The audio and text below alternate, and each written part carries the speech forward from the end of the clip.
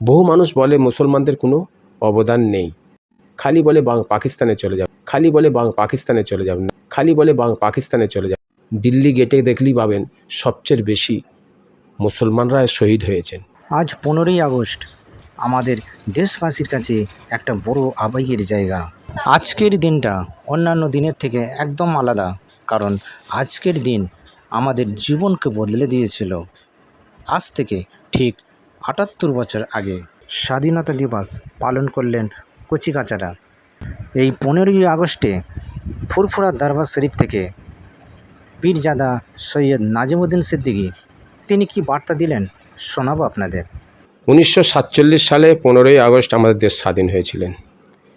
ওই ইংরেজদের অত্যাচার আমার দেশের হিন্দু, মুসলিম, খ্রিস্টান, জৈন সকল ধর্মের মানুষ ঐক্য একতার সাথে এই ইংরেজের সাথে লড়াই করে দেশকে স্বাধীন করেছিলেন।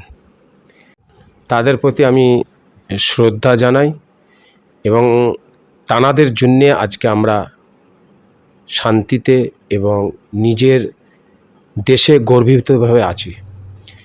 আজকে এই স্বাধীনতায় মুসলিমদের একটা বড় অবদান আছে, বড় অবদান।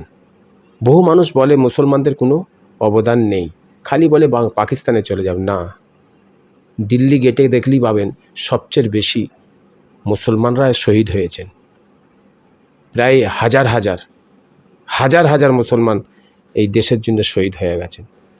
আজকের দিনে সমস্ত বাড়িতে বাড়িতে তিরঙ্গা লড়াই। আজকে ভারতবর্ষে সমস্ত জাতি, সমস্ত ধর্ম মানুষের খুশির দিন, ইয়াদগারের দিন। তাই আমি পীরজাদা সৈয়দ নাজিমুদ্দিন, আমি ফুরফুরা দরবার শরীফ থেকে সকলের কাছে আমার আন্তরিক শুভেচ্ছা, ভালোবাসা রইল।